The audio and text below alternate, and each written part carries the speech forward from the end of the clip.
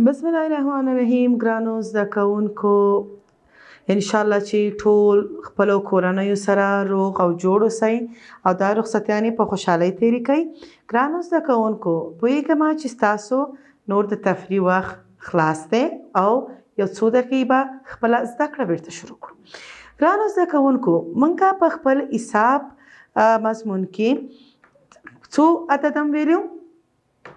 آفرین، ستاسو پوهېږئ چې لومړی چې د یو عدد، بیا ورپسې دوهمه زده کړه چې وه دویم عدد. نن د چې شي نوبت دی، راځئ چې لږ مخې ته لاړ شو او څه نور هم زده کړو. نن ګرانو زده کوونکو، نن د دریم عدد نوبت دی چې راځو نن ګورو چې درې څنګه لیکل کیږي، څنګه لوستل کیږي او درې عدده چې شته وایي. څومره شیان موږ یو ځای کړو چې دریم عدد یا درې شیان پوره کړي. ګرانو زده کوونکو، درې په دې رقم لیکل کیږي څنګه چې تاسو په دې انځور کې ګورئ، او که په حرفونو باندې لیکئ نو بیا حرفونه چې دي دال، ری او یا، چې دا به تاسو په خپلو وروستیو زده کړو کې ووایئ. ګرانو زده کوونکو، راځئ چې اوس خپل کتابونه راواخلو او د کتاب 11مې پاڼې ته ولاړ شو چې د دریم عدد په هکله څه وایي. ګرانو زده کوونکو، دلته زموږ په 11مه پاڼه کې دریم لوست د دریم عدد دی. درې عدد کم عدد ته وایي، څومره شیانو ته وایي او پس د کم عدد نه درې راځي. کله چې موږ لومړی د یو عدد خلاص کړ چې د دویم نوبت و، اوس د دریم عدد نوبت دی چې دلته ګورو دا په څو حرکتونو کې لیکل کیږي او څو شیانو ته موږ درې ویلی شو. ګرانو زده کوونکو، دلته تاسو په دې کتاب کې ګورئ، په دې پاڼه کې چې هر یو دریم عدد ته درې انځوره دي. که موږ کتاب لرو هم درې دي، که دلته ګوتې دي هم درې ګوتو ته اشاره کوي. راځئ چې دا نور سره یو ځای حساب کړو. دلته څو غوټې پیاز دي؟ آفرین. که دا دوه نه وي څو دانې دي؟ یو، ورپسې دوه، ورپسې درې. آفرین. ښه، راځو اوس پاڼو ته. دلته څو دانې پاڼې دي؟ یو، دوه، درې. ښه، اوس دا تاسو ته پرېږدم، تاسو حساب کړئ څو چرګان؟ آفرین. یو، دوه او دا هم درې. ښه ګرانو زده کوونکو، دې کې دا درې انځوره تاسو ته پرېږدم چې دا تاسو حساب کړئ چې څو مرغۍ دي، څو هګۍ دي، دا نور ټول تاسو حساب کړئ چې په زده کړه یې په حساب باندې پوه شئ. ګرانو زده کوونکو، تاسو په خپل کتاب کې څنګه چې ما تاسو ته د یو عدد او د دویم عدد لیکنه درښودلې وه، هماغه شان تاسو په دریم عدد دپاره هم په لاندیني بخش کې څه لرئ؟ د دریم عدد لیکنه دا ما ټول سره یو ځای کړي. اوس تاسو خپل پنسلونه راواخلئ او په خپلو کتابونو کې د دریم عدد تمرین کوئ. مخکې له دې چې تاسو په دې شروع کوئ، تاسو د دې لیکل پیل کوئ، د دې لیکل اول به زه تاسو ته در زده کړم. راځئ چې یو څو نور شیونه مو ګورو چې غیر د دې درې ګوتو نه، درې کتاب نه، درې پاڼو نه، موږ نور څه شی کولی شو چې درې دانې حساب کړو. تاسو په خپل کور کې که د لوبه ساماني، که د زده کړې وسایلي، که چېرته خپلې رنګیمې، خپل کتابونه، قلمونه، هر شي کې تاسو کولی شئ چې حساب کړئ. راځئ چې یو څو شیونه یو ځای حساب کړو سره. ښه، دا څو دي؟ درې؟ نه، تاسو اوس پوهېږئ چې دا څو دانې توپونه دي؟ یو. که دې سره زه یو بل کېدم دا څو دانې جوړېږي؟ آفرین. دا څو شو؟ دوه. اوس زموږ نننۍ زده کړه د دریم عدد په هکله ده. ښه، دې سره اوس که یو بل اضافه کړو نو دا څو دانې شوې؟ درې دانې. ښه ګرانو زده کوونکو، اوس نور څه شی دی؟ یعنې ما تاسو چې هر یو شي کې موږ کولی شو چې خپل حساب تر مخه ویسو. دلته که تاسو څه وسایل لرئ د لوبو دپاره، که د هر شي نه جوړ وي، تاسو کولی شئ په هغې کې خپل حساب وکړئ. 1 2 دا هم 3. کله چې د یو نه یو شی ډیر شو هغه څه کېږي 2. که یو بل ورسره اضافه کو څو دانې ورنه جوړیږي 3. آفرین. ښه په دې باندې تاسو پوه شوئ. راځئ چې یو څه نور شیونه هم کار کړو. تاسو ته ما په یو عدد کې څو دانې قیچنې ښودلې وې؟ 1 دانه. آفرین. ښه ورپسې کم عددو؟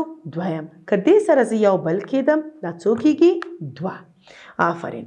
که یو بل هم دې سره کېدم دا څو دي 3. خو ګرانو ماشومانو تاسو په کور کې باید دا شیان که حسابوئ سمه ده. غیر د هغې نه تاسو نشئ کولی چې دا لاس کې واخلئ داسې نه چې خدای مکه ځان ورسره خوب کړئ. ښه ګرانو زده کوونکو دلته تاسو کولی شئ که تاسو دا څو بستې رنګي دي یوه بسته دې کې که زه تاسو ته ویم چې د خپلې خوښې 3 رنګونه جیګ کړئ.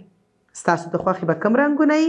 د هر چا خوښه بیله ده خو بیا هم تاسو کولی شئ چې دې نه 3 دانې رنګونه وټاکئ لکه یو سور، یو شین او یو تور.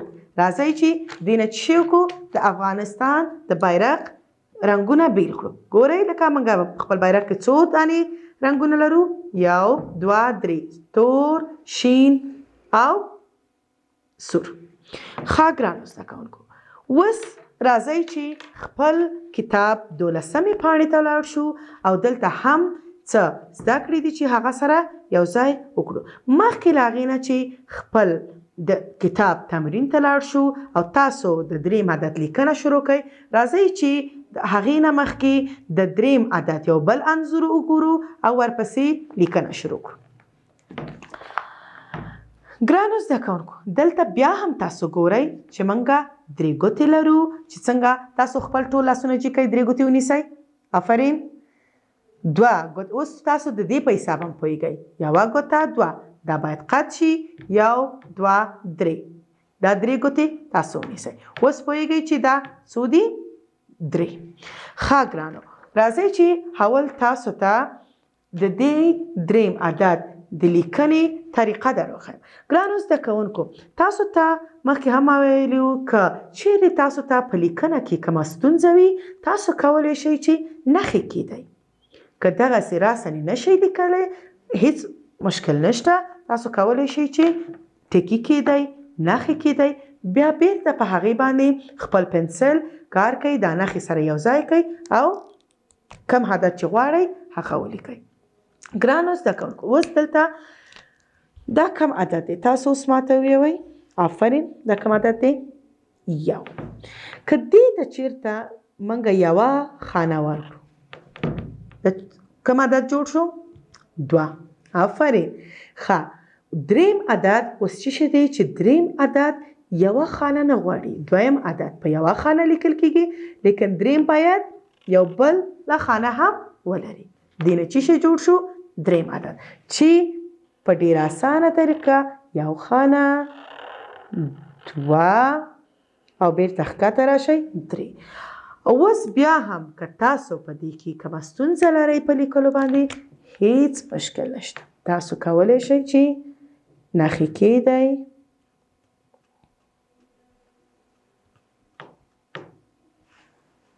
نښې سره یو ځای کوئ، بیا دغسې لاندې راشئ. کولی شئ چې د دې په شکل نښې کیدئ، بیا بیرته دا نښې سره یو ځای کوئ. د پاس نه شروع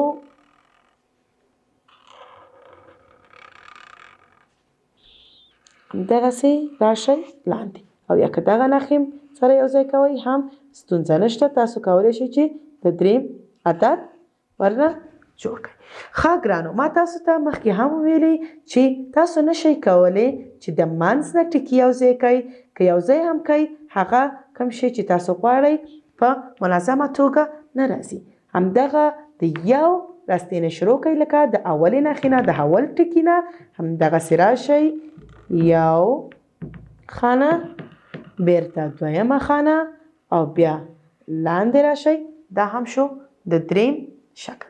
ښه ګرانو اوس موږ ویلي چې خپله لیکنه دلته باید په کتاب کې شروع کړو. دا ستاسو کورنۍ دنده ده، دا باید تاسو په خپله ولیکئ، په دې باندې په نښو باندې نښ یو ځای کوئ او دلته یې هم په خپله ولیکئ او په د کتاب په 12مه پاڼه کې هم تاسو مشق او تمرین لرئ چې دا هم اوس تاسو اوله دنده پوهیږئ، دویم او دریم هم. دا نورې خانې تاسو ولیکئ او وګورئ چې کم خانه کې څو انځورونه دي. انشاءالله چې تاسو د نننۍ درس نه څه اخیستي، تر راتلونکي درسه پورې په مخه مو ښه ښه ورځ ولرئ.